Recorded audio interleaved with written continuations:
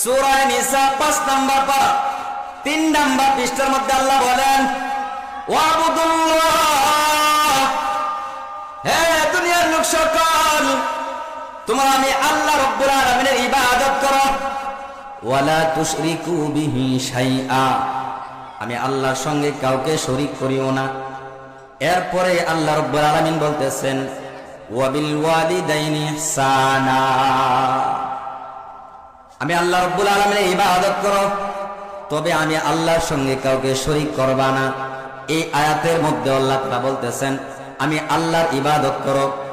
2 number যে ইবাদতটা করবা, যে কাজটা করবা, আল্লাহ রাব্বুল আলামিন বলতেছেন, তোমাদের মাতা পিতার সঙ্গে সদ্ব্যবহার করবা। এই আয়াতে আল্লাহর ইবাদতের পরে আল্লাহ রাব্বুল আলামিন মাতা পিতার সঙ্গে সদ্ব্যবহারের কথা আনছেন। সূরা লুকমান 21 নম্বর পারা 11 নম্বর পৃষ্ঠার মধ্যে হযরত লুকমান হাকিম তার সন্তানদেরকে নসিহত করতেছিলেন। ওয়াইদ ক্বালা লুকমানু লিবনিহি ওয়া হুয়া ইয়াইযুহু ইয়া বুনাইয়া লা তুশরিক বিল্লাহ ইন্নাশ শিরকা লাযুলমুন আযীম ওয়া ওয়াসাইনাল ইনসানা বিওয়ালিদাইহি হামালাতহু উম্মুহু ওয়াহনান আলা ওয়াহন।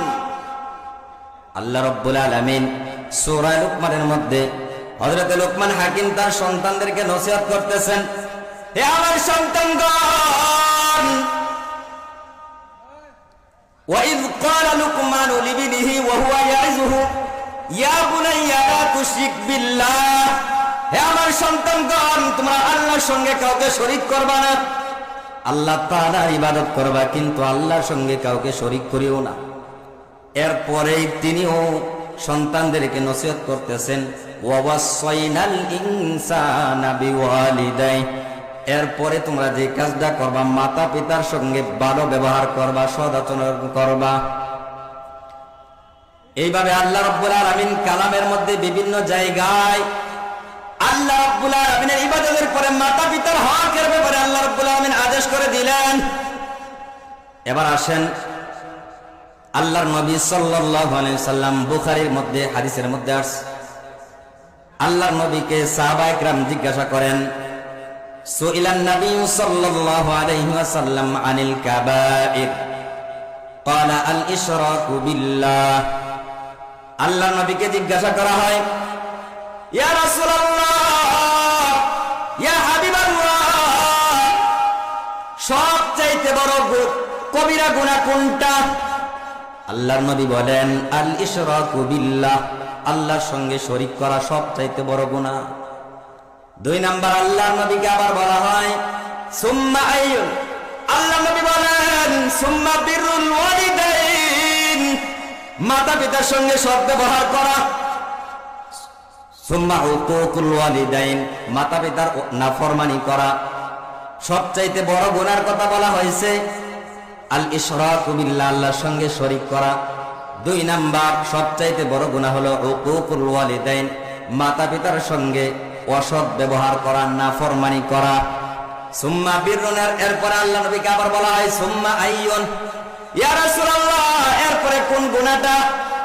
আল্লাহ নবী বলেন, শাহাদাতুজ জুর, মিথ্যা কথা বলা, মিথ্যা সাক্ষী দেওয়া, মাতা পিতার নাফরমানি করা, মিথ্যা সাক্ষী দেওয়া 3 নাম্বার। 4 নাম্বার ওয়াকাতলুন নাফসি, অন্যায়ভাবে কাউকে হত্যা করা। এই হাদিসের দিকে লক্ষ্য করেন, আল্লাহর নবীকে কবিরা গুনাহ সম্পর্কে জিজ্ঞাসা করা হয়, সবচাইতে বড় গুনাহ কোনটা? আল্লাহ নবী বলেন, আল্লাহর সঙ্গে শরীক করা, এটা কবিরা গুনাহ। 2 নাম্বার মাতা পিতার নাফরমানি করা, মাতা পিতার অবাধ্যতা করা, তাদের সঙ্গে ভালো আচরণ না করা, তাদের কথা না শোনা। আর হাদিসের মধ্যে আছে, ইবনে মাজাহ হাদিসের মধ্যে, ইন্নাল্লাহ হারামা আলাইকুম উকুকাল উম্মাহাত, মাতা পিতা যদি কোন একটা কাজের জন্য আদেশ করে, শরীয়তের মাসালা হলো, যদি কাজটা জায়েজ হয় অবশ্যই মাতা পিতার আদেশ পালন করতে হবে, অবশ্যই। যদি জায়েজ হয়, মাতা পিতা যদি কোনো জায়েজ বিষয়ে আদেশ করে, অবশ্যই পালন করতে হবে, এটা ফরজ। মাতা পিতার আদেশ অমান্য করা এটা কবিরা গুনাহ। 2 নাম্বার কবিরা গুনার স্তরে আল্লাহ নবী আনছেন এটা। তার পরিপ্রেক্ষিতে আল্লাহ নবীকে আবার জিজ্ঞাসা করা হয় আরেক হাদিসের মধ্যে, বুখারীর মধ্যে আছে, ইয়া রাসূলুল্লাহ আইয়ুল আমালি আহাব্বু ইলাল্লাহ, ইয়া রাসূলুল্লাহ আল্লাহ তাআলার কাছে সবচাইতে পছন্দনীয় আমল কোনটা? আল্লাহর নবী বলেন সবচাইতে পছন্দনীয় আমল হলো as-salatu fi miqatiha, সময় মতো নামাজ পড়া। নামাজের সময় হয়েছে, সময় মতো নামাজ আদায় করা। নামাজ পড়াও ফরজ, সময় মতো নামাজ পড়াটা আরেকটা ফরজ। ইন্নাস সালাতা কানাত আলাল মুমিনিনা কিতাবাম মাওকুতা, আল্লাহ রাব্বুল আলামিন বলেন সময় মতো নামাজ পড়া এটা একটা ফরজ। নামাজ পড়াও ফরজ, সময় মতো নামাজ পড়া এটাও একটা ফরজ। 2 নাম্বার আল্লাহ নবী বলেন আল্লাহ রাব্বুল আলামিনের কাছে সবচেয়ে পছন্দনীয় আমল 2 নাম্বার আমল হলো সুম্মা বিররুল ওয়ালিদাইন, মাতা পিতার সঙ্গে সদাচরণ করা। আবার আল্লাহ নবীকে জিজ্ঞাসা করা হয় সুম্মা আইয়ুন, ইয়া রাসূলুল্লাহ এরপরে কোন আমলটা আল্লাহর কাছে সবচেয়ে পছন্দনীয়? আল্লাহ নবী বলেন আল জিহাদু ফি সাবিলিল্লাহ, আল্লাহ তাআলার রাস্তার মধ্যে জিহাদ করা। এই হাদিসের মধ্যে আল্লাহ নবী প্রথম সবচাইতে যে আমলটা পছন্দনীয় এটা বলেছেন সময় মতো নামাজ আদায় করা। 2 নম্বরে বলেছেন মাতা পিতার সঙ্গে সদাচরণ করা। 3 নম্বরে বলেছেন আল জিহাদ ফি সাবিলিল্লাহ। দেখেন জিহাদ করাটা কত গুরুত্বপূর্ণ এবং কত ভয়ানক একটা জিনিস। জিহাদের ময়দানে মানুষ যখন, মুসলমানরা যখন যায়, তাদের জানের আশা একেবারে শেষ। যদি ময়দানে যায় ফিরে আসা সম্ভাবনা 1%, মরে যাওয়ার সম্ভাবনাই 99%। নিজের জানটাকে হাতে নিয়ে জিহাদের ময়দানে যায়। এইভাবে জিহাদ করাটাকে আল্লাহ নবী 3 নাম্বার স্তরে আনছেন। আল্লাহ তাআলার কাছে জিহাদরা পছন্দনীয়। এর চাইতেও বেশি গুরুত্ব দিয়েছেন আল্লাহর নবী মাতা পিতার সঙ্গে ভালো ব্যবহার করা। মাতা পিতার সঙ্গে ভালো ব্যবহার করাটা এর চাইতে আরো বেশি পছন্দনীয়। সুবহানাল্লাহ। তাফসীর ইবনে কাসিরের মধ্যে আছে আল্লাহ নবীর সাহাবী আল্লাহ নবীকে জিজ্ঞাসা করে, ইয়া রাসূলুল্লাহ, ইয়া হাবিবাল্লাহ, হে আল্লাহর হাবিব, আমি জিহাদের ময়দানে যাইতে চাই, জিহাদ করতে চাই। আপনার কাছে আমি অনুমতি চাইতেছি, আমি জিহাদের ময়দানে যাব কিনা। পরামর্শ চাইতেছি, আপনি আমাকে পরামর্শ দেন, অনুমতি দেন, আমি জিহাদের ময়দানে যাব, জিহাদ করব। আল্লাহ নবী জিজ্ঞাসা করেন, তোমার মা জীবিত আছেনি? ওই সাহাবী উত্তর দিলেন, হ্যাঁ আমার মা জীবিত আছে। আল্লাহ নবী বলেন, তোমার মায়ের খেদমত করো।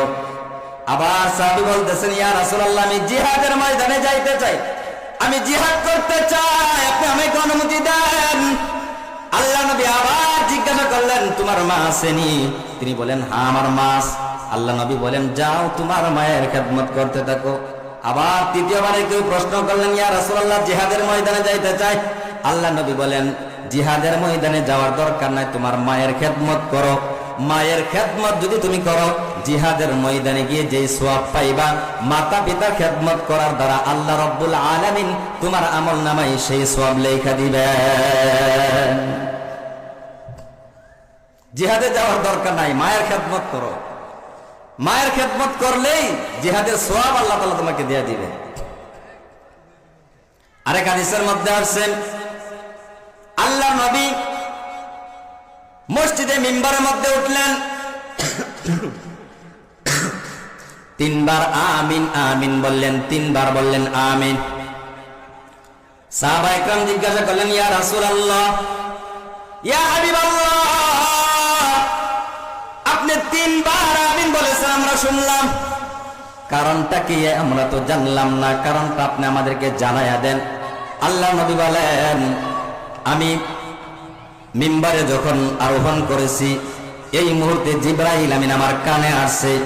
জিবরাইল আমিন কানে কানে বহিল আসছে, ইয়া রাসূলুল্লাহ, ইয়া হাবিবাল্লাহ, আপনার নাম শোনার পর যে ব্যক্তি আপনার উপর দুরূদ পাঠ করবে না, বখিলতা করবে, কৃপণতা করবে, ওই ব্যক্তি ধ্বংস হয়ে যাক। আপনি বলুন আমিন। আল্লাহ নবী বলেন আমি বললাম আমিন। আবার আল্লাহ নবীকে বলা হয় ইয়া রাসূলুল্লাহ, কানে কানে আল্লাহ নবীকে ওহীগুলো জিবরাইল আমিন প্রেরণ করতেছেন।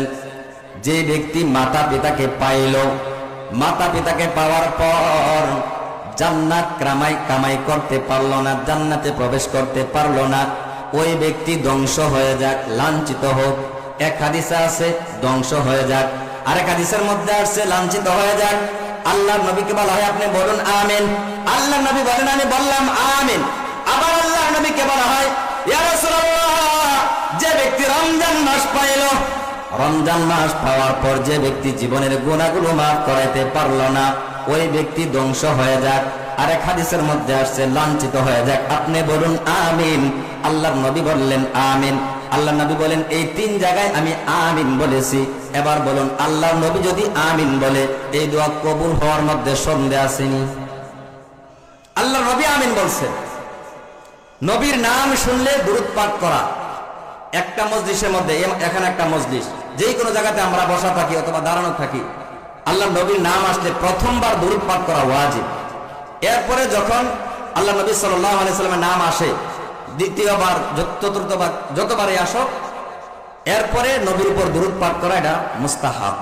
পড়লে সওয়াব আছে, না পড়লে গুনাহ নাই। দেখেন এখানে 3 নাম্বার, মাতা পিতাকে যে ব্যক্তি পাইল, জান্নাত ওয়াজিব করাইতে পারলো না, জান্নাতে প্রবেশ করতে পারলো না, সেই ব্যক্তি ধ্বংস হয়ে যায়। আল্লাহ নবী বলে গেছেন আমিন, সে ধ্বংস হয়ে যায়। এই কারণে মাতা পিতার অনেক গুরুত্ব হাদিসগুলোর মধ্যে আছে। মাতা পিতা যার আছে সে আসলে কদরটা বুঝে না, যার নাই সে বুঝে কদরটা। তো দেখেন সূরা বনী ইসরাইলের মধ্যে এই যে প্রথম থেকে এইভাবে ধারাবাহিকভাবে সূরা বনী ইসরাইল, সূরা নিসার মধ্যে কতগুলো আয়াত তেলাওয়াত করলাম, সবগুলোর মধ্যে মাতা পিতার হক, আল্লাহ তাআলার হকের পরেই মাতা পিতার হককে আল্লাহ তাআলা আনছেন। তো সূরা বনী ইসরাইলের মধ্যে এরপরে আল্লাহ তাআলা বলতেছেন ওয়া কাদা রাব্বুকা আল্লা তা'বুদু ইল্লা ইয়্যাহ ওয়া বিল ওয়ালিদাইনি ইহসানা ইম্মা ইয়াবলুগান্না ইনদাকাল কিবারা আহাদুহুমা আও কিলাহুমা।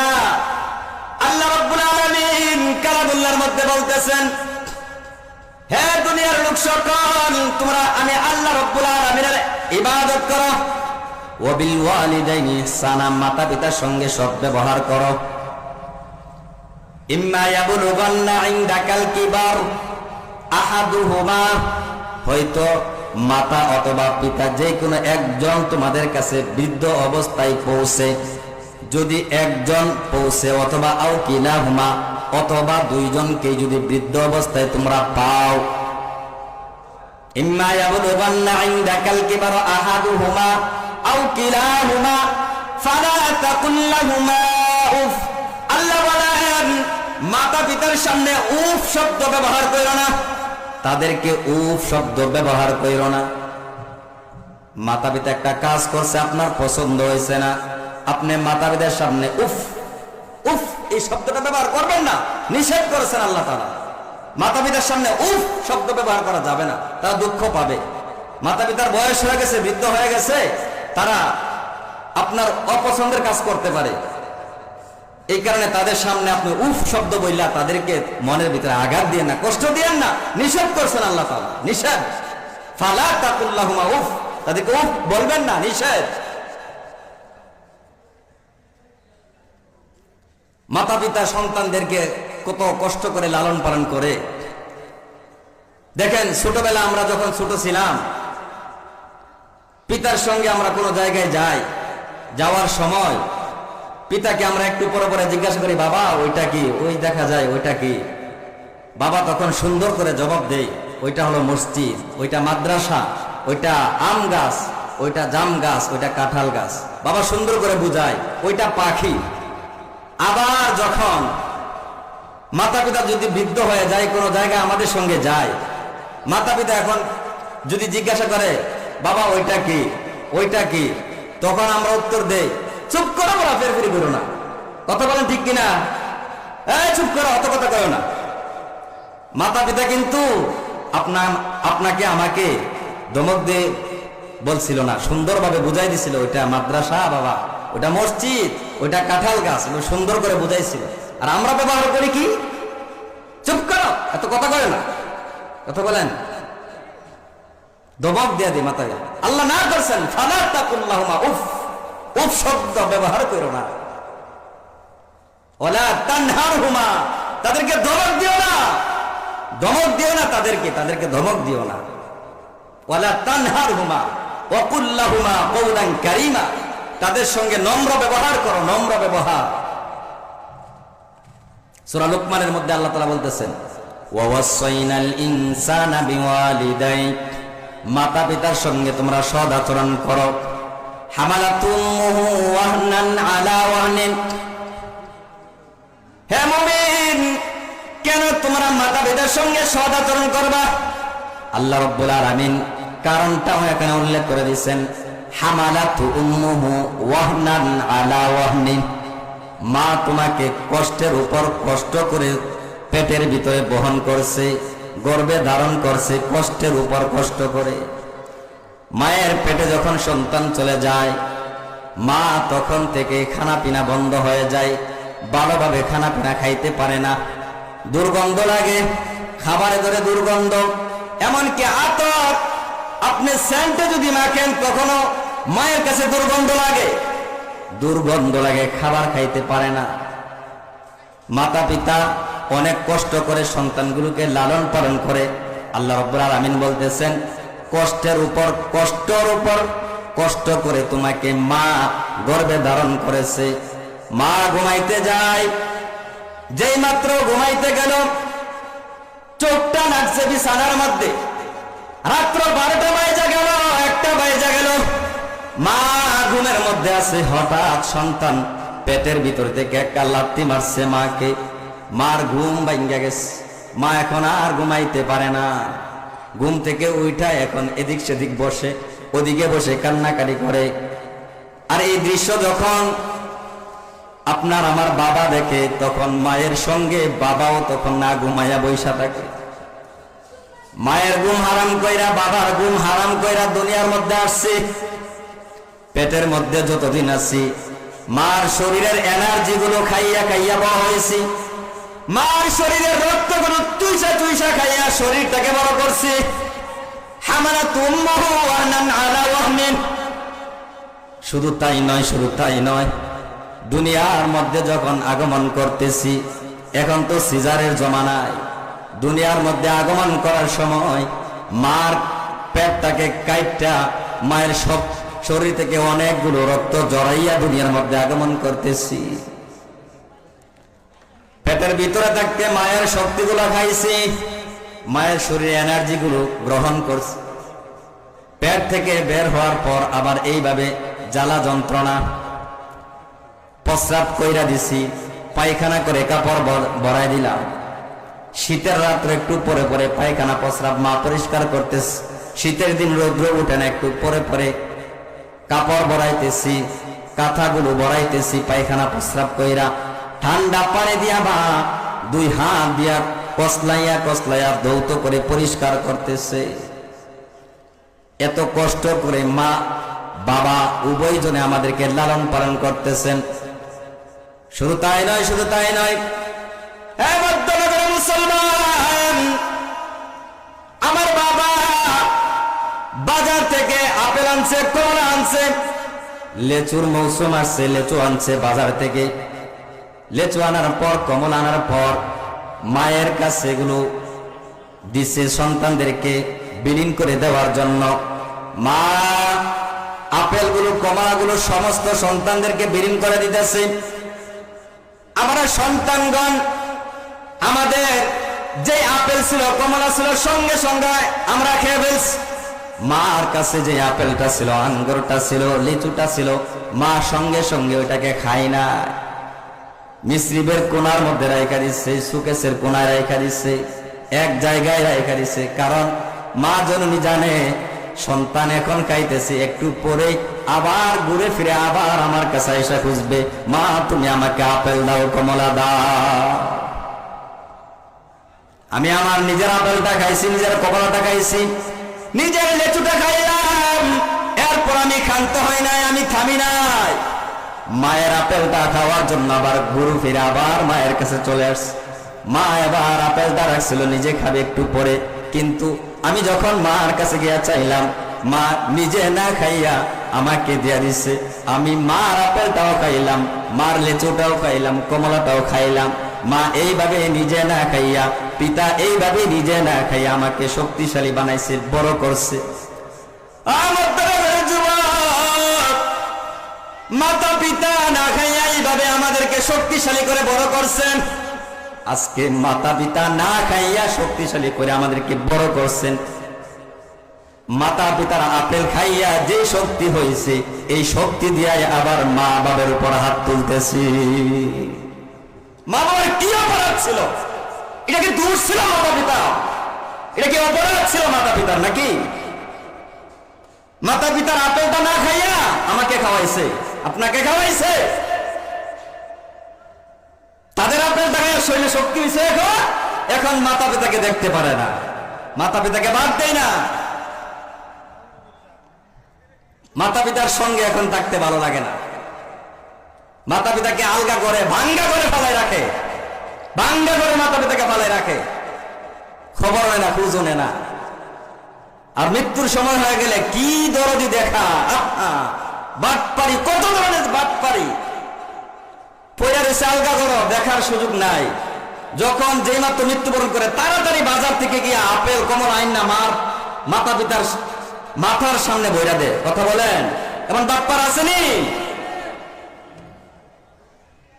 মাতা পিতা মারা গেছে, এখন বাজার থেকে দইরা না, এখন আপেল রাইখা দে, কমলা রাইখা দে, মাতা পিতার সামনে রাইখা দিস। মাতা পিতার সদাচরণ করে বারবার আদেশ আসছে কোরআনের মধ্যে, হাদিসের মধ্যেও আসছে, বুখারীর এক হাদিসের মধ্যে আসছে। দেখেন, মাতা পিতার সঙ্গে সৎ ব্যবহার করলে এক তো অবশ্যই ফরজ মাতা পিতার কথা মানা, ফায়দাও আছে, অনেক ফায়দাও আছে। বুখারীর হাদিসের মধ্যে আসছে, বাইনামা সালাসাতু নাফারিন ইয়ামশুনা আখাযাহুমুল মাতার। তিনজন ব্যক্তি রাস্তা দিয়ে হাঁটাচলা করতেছেন, হঠাৎ তাদেরকে বৃষ্টি ধরেছে। ফাআওয়াউ ইলা গারিন ফি জাবাল। তিনজন ব্যক্তি হাঁটতেছে, হঠাৎ বৃষ্টি আসছে। তিনজন ব্যক্তি গিয়া পাহাড়ের একটা গর্তের ভিতরে আশ্রয় নিছে। তিনজন ব্যক্তি আশ্রয় নেওয়ার পর ফানহাত্তাত, তাদের বিপরে তাদের গর্তের সামনে একটা বিশাল বড় একটা পাথর আইসা তাদের গর্তের মুখটাকে বন্ধ করে দেয়। ফানহাত্তাত আলা গরিফামিহিম আলা ফামি গরিহিম সখরাতুম মিনাল জাবাল। পাহাড় থেকে একটা পাথর আইসা তাদের গর্তের মুখটাকে বন্ধ করে দেয়। ফানতাবাতাত আলাইহিম, তাদের গর্তের মুখ বন্ধ হয়ে যায়। এবার তিনজন ব্যক্তি, একজন ব্যক্তিকে আরেকজন ব্যক্তি বলতেছেন, উনজুরু আবান আমিলতুমুহা সালিহাতান লিল্লাহ। হে ভাই, জীবনে তোমরা কোন আমলটা একমাত্র আল্লাহ তাআলার জন্য করছো, সেই নেক আমলটার দিকে তোমরা তাকাও। তখন সকলেই চিন্তা ভাবনা করতেছে। একজন ব্যক্তি ক্বালা হাদুমা, একজন ব্যক্তি চিন্তা করলো, ইন্নাহু কানা লি ওয়ালিদানি কাবিরানি শাইখান। একজন ব্যক্তি চিন্তা করলো, আমার বৃদ্ধ মাতা পিতা ছিল, আমার বৃদ্ধ মাতা পিতার সঙ্গে আমার ছোট ছোট সন্তান ছিল।